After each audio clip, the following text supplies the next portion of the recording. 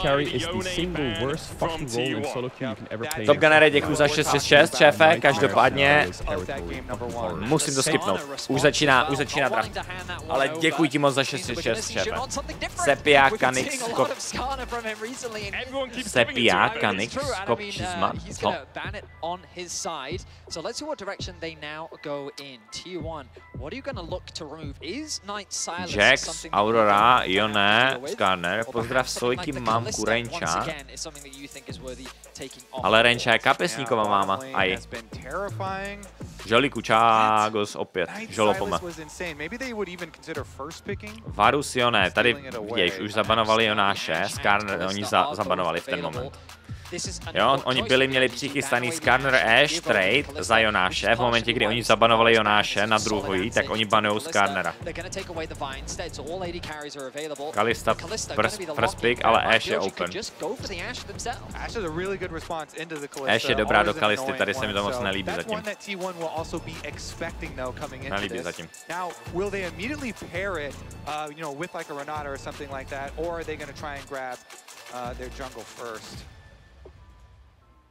Well, the Ashe is the obvious lock-in for BLG, isn't it? What are they going to pair alongside it is the question.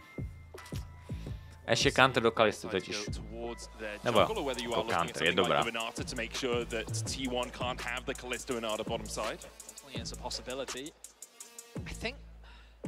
Well, in my head, I was thinking maybe the Rumble is also a strong possibility for Bin. We've seen it prioritized heavily, and it looks like that's the direction that they're going to go in. So he's going to continue with this power pick on the top side of the map. He's found a lot of success with it over the last year. We saw it introduced last year, but now that means the Kalista, Renata, okay. We often see him play Renata hrál mega dobře tu Renatu, jako to byl podle mě jeho nejlepší champion. Silas, OK, Silas má až ultimátku a Rumble ultimátku.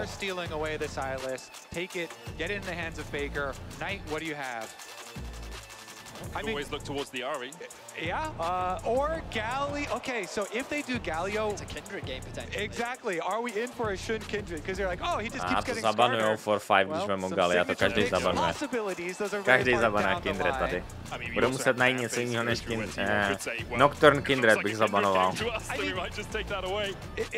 Bait, T1. Double AP with Galio and Rumble, and when you're playing Kindred, you always want some setup with a mid laner like Galio.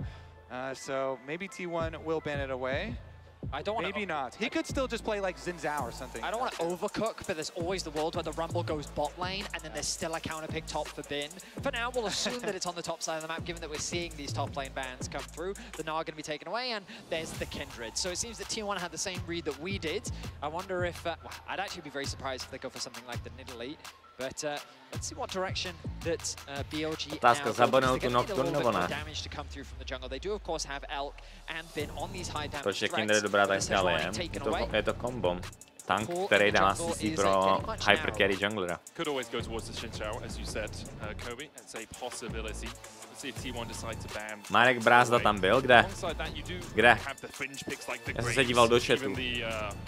Poppy a possibility as well. I mean, Poppy, nebo oni ho mentionuli. Silas and Kalista, both pretty good things to shut down here. Týpka měla ceduli, aha. Veme Zina, ok. Wukong je taky dobrý ban, actually.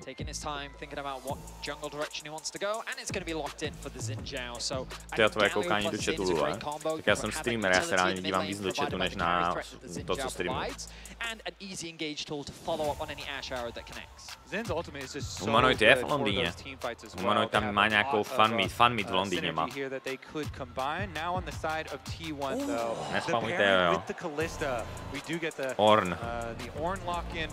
A oni vemou Nocturne. Proto nebanovali Nocturne. OK. OK, ale to není co-op stream. No v co-op streamu jde o suby, takže to si to jako hraju 90% a dívám se do chatu 10%. Ale hlavně v co-op streamu s klukama, tak jste docela, vy nejste tak aktivní v chatu. There's always the threat of the Silas ulti steals as well, but you have left On's Rakan open quietly in the back line. That support pick wasn't locked in, and when we think about On's career all-time, this is his best champion. It's his most played, it has a 73% win rate. He's battling against Guma, though, with 30 games on Renata, he has an 83% win rate. So the support battle in this game is incredibly exciting. We've already seen the two team compositions being routed out as well. What do we think, guys? I just think the Rakan is such a good delivery for the Galio as well. And I just think it's hilarious that here in the World Finals, these players have high win rates on a lot of champions, right? They tend to win a lot. Oba ty týmy mají dobrý draft, ale T1 draft se mi... Uvidíme, co udělá Rumble Ornovi, no. T1, you have to imagine they've adapted. Their draft is very different. Their bot side of the map is a lot more confident, faking out on an AP damage threat, and it's going to have a lot of agency with the Silas to steal away Ashe, Arrow, Galio ultimate, along with the Rumble red carpet. It's going to be an interesting matchup for sure. That it is, and it's going to be the 50th World's Finals game ever. Here in the O2 Arena, we've been blessed to be able to watch a best of 5 between these two teams. I think a lot of people in the audience, even if they're not T1 fans, are hoping that T1 can fight back and take us all the way to 5 games. But BLG in game 1 came out and oni se rozehráli první hru a teď to bude určitě po piči. BLG this year for them has just been so strong, adding Knight to the lineup. First in spring, second at MSI, first in summer in the LPL, and here ty náramky jak blikají, to je strašně cool. Game already on T1. OK. Daj si pozor na ten level 1. Snad. Tak, chat, komu fandíte? BLG did buy super teams. They were looking for this incredible roster of 5 superstars, but the addition of Bin, hnedka tam naběhli do toho buše, no. They were looking at a team that would grow into a super team, and that's exactly what they've done, as you say, with the addition of Knight this year. They have onto the biggest a ne, bože, to ne. To ne, on je straight up dead. Oni ho vyčejsou. Not again!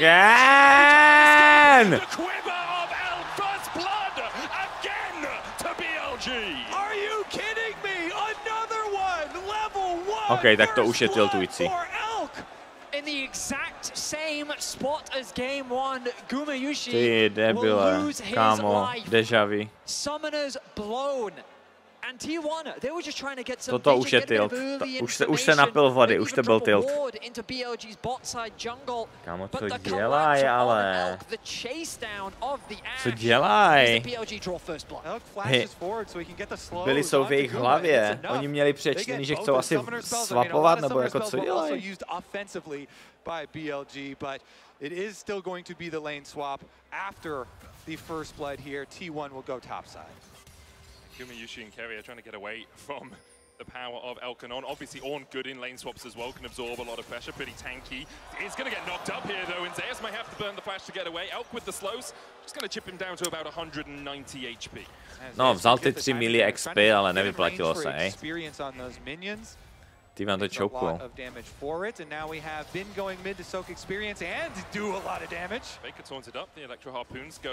Into him, but he's able to hold on to the flash for now. Počkej, on tam zůstává. OK, ale jungler je na topside.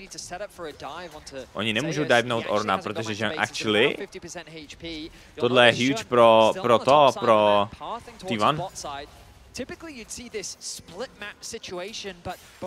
Tohle je huge pro T1, actually. And actually, because Carrier cancels his recall there, they might make the call Jason to go for the extra pressure on Bin, who teleported in, but it doesn't look like it. Level 2, he acquires it. Meanwhile, Zeus? Protože oni tady celou dobu neměli junglera a nemohli ho divenout. Zeus dostane level 2, ale může furt umřít Zeus tady. Umře, no. A použil to moc brzo. Actually, to je GOAT. Použil ale moc brzo to dvojitý Včko a týpne tam a nestratí nic moc. Tohle je mega popiči. T1 vyhráli. T1 tady vyhrajou. Tohle je mega good, mega good, mega good. Podle mě mega good pro T1.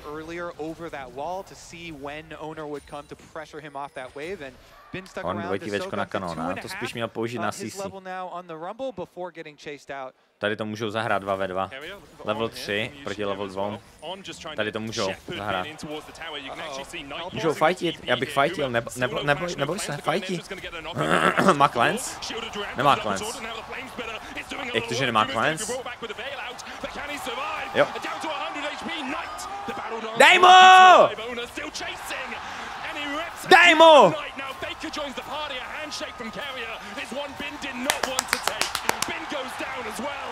T1 have 3 on the board.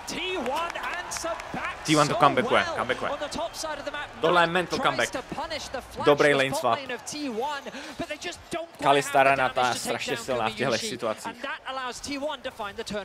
Yeah, look at this. Initially, Keria peels Bin even further back. That handshake will be important because the flashover from Knight, they got the double taunt into the almost combo. Keria bloknul tu harpunu, to bylo huge.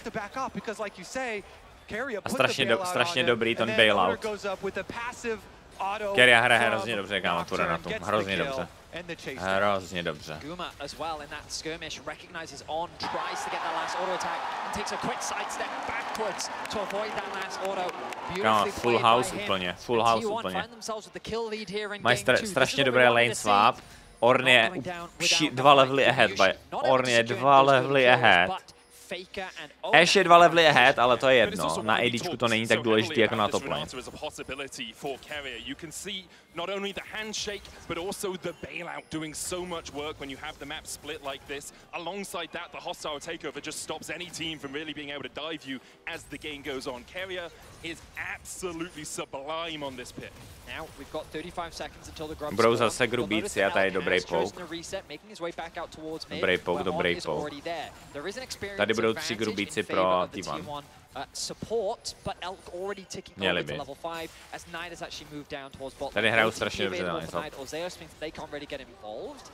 And I wonder how impactful that's going to be because do you really want to try and fight a Xin Zhao this early on over the grubs? But T1 do have a lot of pressure on the top side.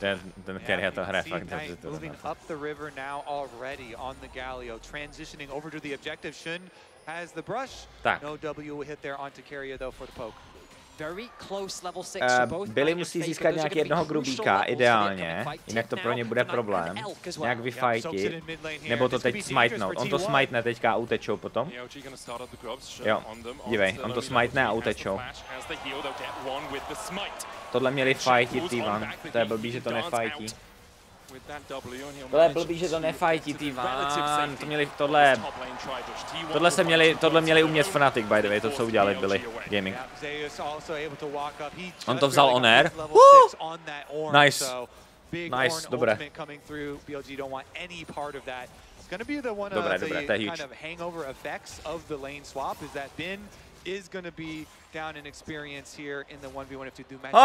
Našel je! Já vás vidím, vy krysičky!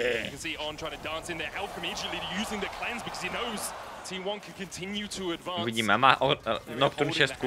Ano. Tady Galio musí coverovat a oni možná i můžou divenout. Museli by mít Kalistu 6 na dive. Ať zatroubí.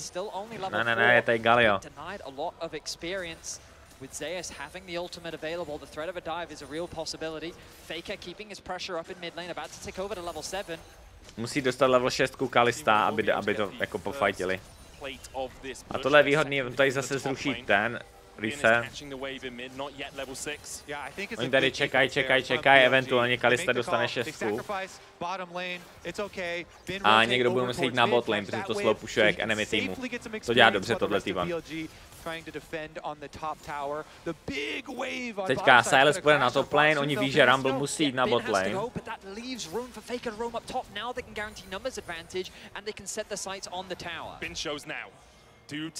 A tak, budou divovat, Kalista nemá 6, ale bude mít 6. Bude mít 6 Kalista. Co se tady děje? Kámo, to je agresiv. Rumble nemá TP.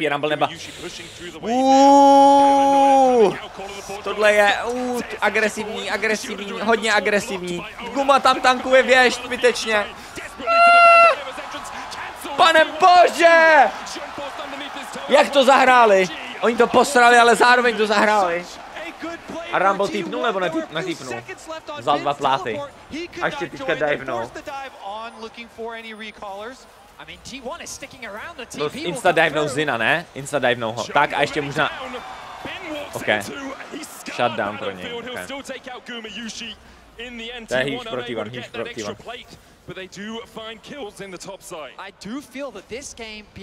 Ty jo, tak ale tohle bylo, kámo, to se mohlo posrat jak svině toto. Tohle bylo fakt jako úplně... Dívej, tady Keria totiž bude tankovat věž. On to tady posere, tohle je strašně deep, Keria, teda Gumayushi tady tankuje věž zbytečně. A tady to mohlo jít either way, either way. Either way. Yeah, and the start of it, Guba had tanked 2 tower shots while trying to walk to the rest of the team. Then goes for the ultimate flash follow, and then the repeat on the dive here. Tohle je high stake League of Legends. And it's only going to be Guma, the sacrifice on the other side. Him not having flash from the earlier play. But when we get back into game, I want to keep track of the experience and the levels that people find full house themselves blázen, to je huge. Right now, I feel like T1 have a big advantage. Level 7 on the top side, so Bin has been able to catch up. In the mid lane, Knight has also been able to close that gap. Elk, though, with actually a full level lead over Gumayushi, while Keria has now ticked over to level 6. So BLG have done a good job of being able to close that experience gap. But in terms of the gold, you can see big advantages on the side of T1 thanks to these early kills that they've been able to grab. They've closed it in a lot of spots, but On is level 4 to level 6. True. He needs that quickness, he needs that ultimate, especially if you're going to have Knight following up with the hero's entrance. You want everyone locked in there so that the Galio landing knocks them all up. We'll see if On can get some of that. 2K goldy pro Faker, pro T1. Plus grubíci budou mít možná další. Ty vole, tohle bude huge, pánové. Oni vemou draka, oni vemou 6 grubů. Tohle vypadá strašně dobře pro T1. Hele, mně se to zároveň líbí, ale zároveň nelíbí, jak strašně rychle ty hry jsou rozhodnutý v téhle metě. Ty prostě během 10 minut víš, jestli někdo vyhraje nebo prohraje. Nebo během 15 minut. Prvních 15 minut ti prostě řekne, kdo vyhrál nebo prohrál. Tohle streda vypadá jako T1 win. Ale víš, pičů. It is quite big to get the full 6 grubs though for this T1 comp because again going back to Champion Select. Teď vemou first turetu, forcenou to. With the Ornn plus Nocturne, you have a lot of long-range pick potential. Oni to snaží se to defovat. It's onto Guma once again. He does have the cleanse, but he holds onto it for now, burns it. Just as Bin was about to start to burn him. Nocturne hituje mid. T1 get another plate on the top side 3 minutes before those Dívej, spavnou se ty hajzlíci a ty aplikujou taky ten debuff. Top lane goes low. Jestli on neveme, neveme. T1 Nocturne tady bude hodně feedlej. Dívej, jak ty malý hajzly vemou celý plat. Protože oni aplikujou těch 6 těch. On jim to nechá? On jim nechá goldy, ok. Kámo, ti malý roztočí ti zežerou, když máš 6 grubů, 6 roztočů, tak to ti zežere vole tu turet, jak v Americe barák roztočí. Si to rozpadne na prach. Weren't looking for a fight in the top side. T1 take the first tower, have a 3,000 gold lead now, and are well in control of this matchup. Now it's going to calm down a little bit. BLG going for their resets at the moment. The outer tower on top side being down could be problematic if T1 can get the early push there and then transition over towards. Ta hra byla over v ten moment, kdy se Rumble rozhodl neportit top a vyměnit 3 killy za 2 pláty. On neměl TP. Tam T1 to dělali strašně dobře, že oni prostě měli slow push na botu a oni řekli, Billy, vyberte si, my budeme laneit ve 4 na top lane a vy si vyberte. Vy si vyberte, jestli ztratíte 4 vlny na botu, anebo jestli necháte se divenout.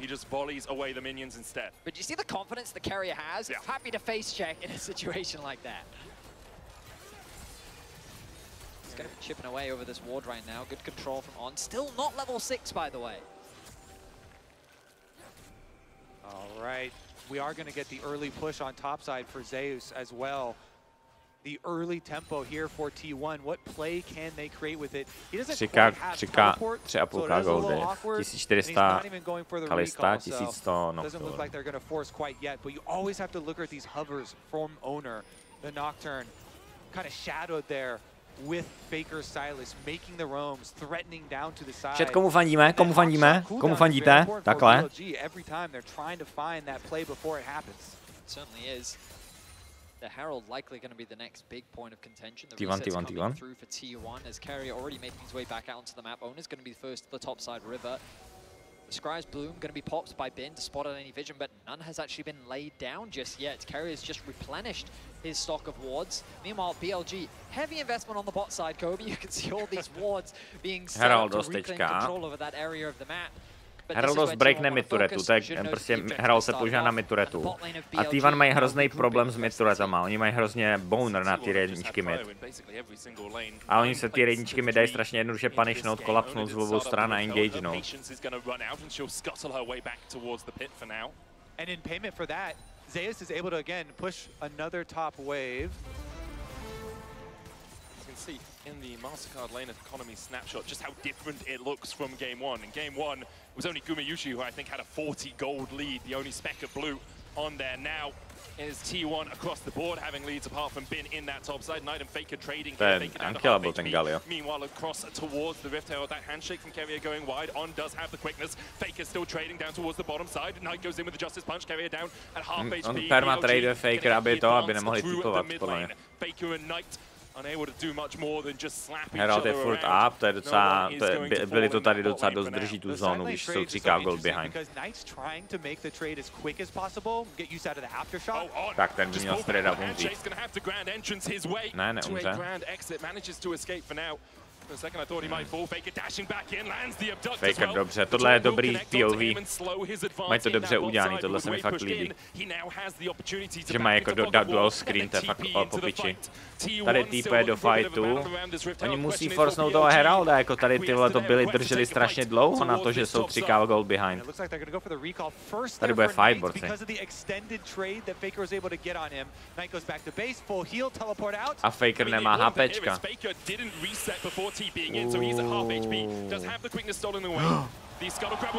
Dobře zahraný, ale Fake, a Zino posral.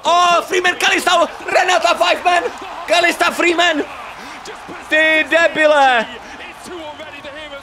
No tak to je konečná. Zin zachránil Fakera ultimátkou, posral to, Zin. A nádherná Freeman ultimátka od carry do 5-man nebo 4-man Renata ult.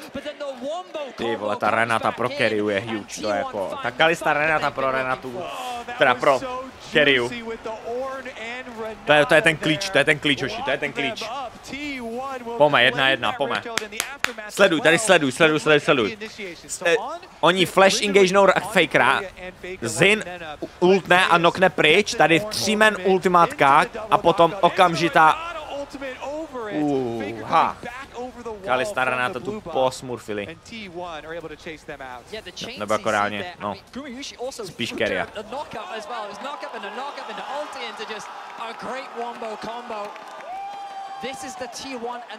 Tyhle ty fanoušci jsou fakt hypnutí jak svině, já se jim nedivím, protože to je prostě nejlepší finále, co jsme si mohli přát. Tyhle Worlds. It's the power of the paranoia as well. Like BLG are just advancing into darkness. Like, okay, we got Faker, but you're so far away, I can't even see you anymore. I don't know how to follow up.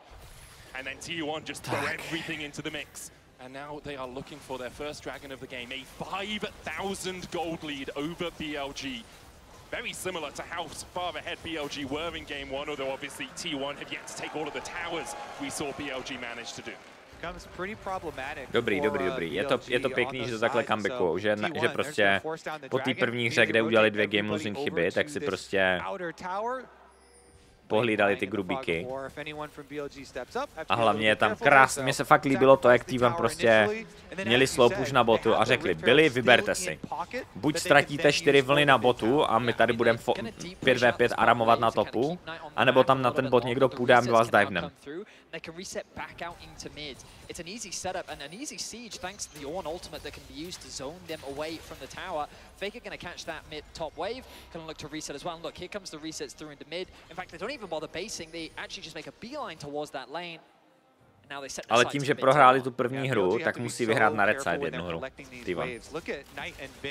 Collecting their waves pretty far back at towers. Arrow from downtown.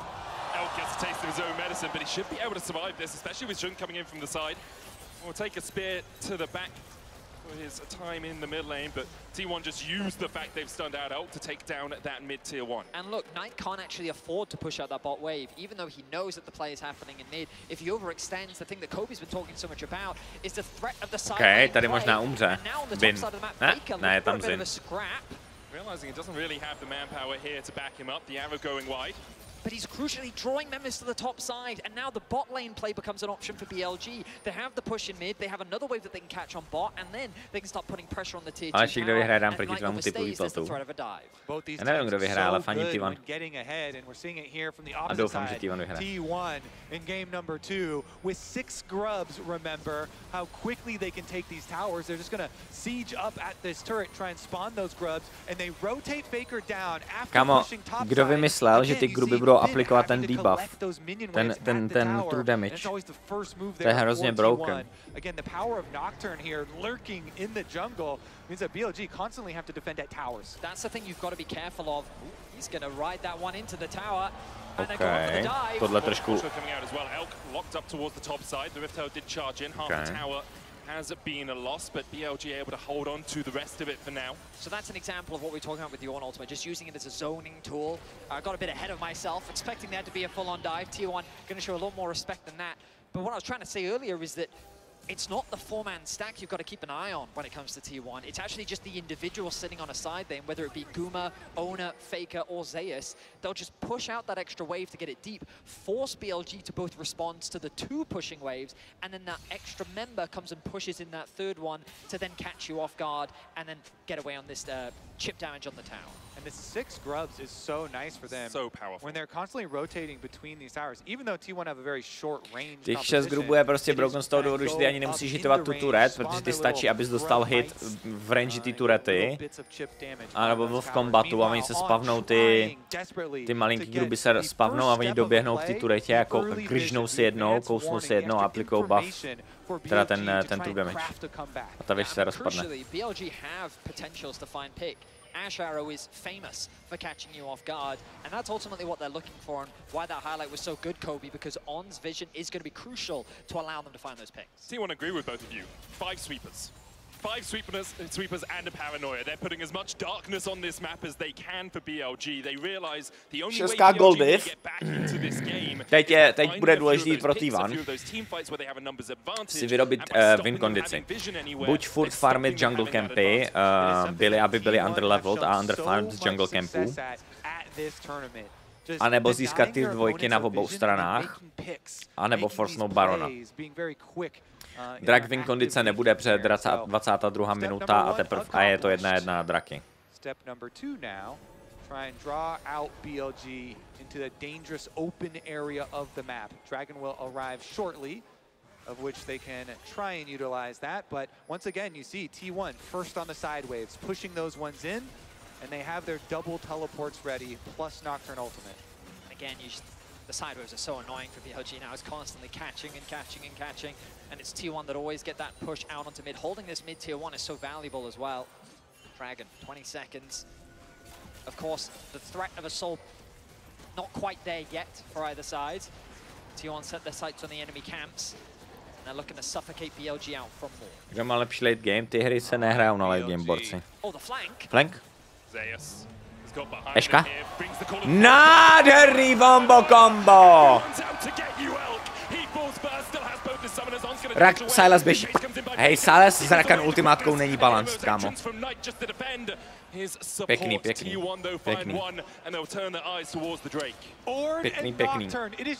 Ale jenom jeden kill, ale pěkný. Out in front of any of your towers, and as soon as they do, T1 close the trap shut. They get their extra kill. Elk doesn't even use a summoner spell, and I understand why. Like, what's the point? He's like, yeah, you got me. And he's rather okay, Faker je teďka nesmrtelný a je to hrozný. Knight, I think, is a little too tanky to fall to this little ale Knight je skirmish taky in the mid nesmrtelný. lane. But it all comes back to what you gentlemen were talking about earlier, the denial of vision, creating this fog of war that is ever present on the side of BLG. BLG at this point just kind of have to cobble together as much gold as they can off the map and try and create at least some more 2-item power spikes here, hopefully for Knight to get his second, and then try and rely on some magnificent team fighting. It's going to be so difficult versus T1 though. Again, Faker here, hide on bush. No, tady blbý Rakan a Zinso on top side. He has that Bramble Vest as well to try and reduce a little bit of the healing coming out from T1. The arrow comes down. Má flash, má flash. Faker on still on the chase here. The rest of BLG starting to back away, and On realizes they don't want to advance any further. Don't have the vision around the blue buff where T1 are beginning to advance themselves. Proč má 404 movement speedu ten Silas? To co je za hovno? On má proto belt, dash a 404 movement speedu. Teď už ho můžou chytit. To měl flashnout tohle. Actually? Faker. Faker. Ty debile. OK. I am sorry for doubting you, Faker. Nemusíš nic flashovat. Ty magore. Ty magore. Ty magore!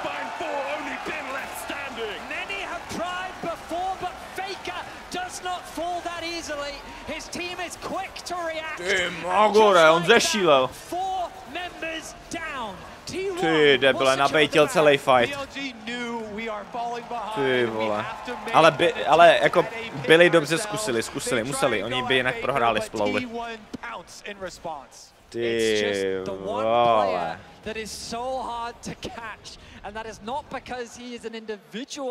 Oši Faker nemusí dát retire, furt to má. Hlavně on hned zaultí.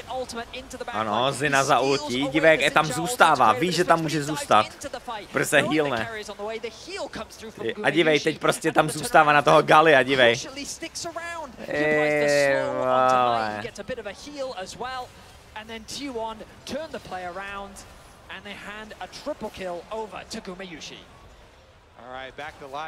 Unkillable Demon King.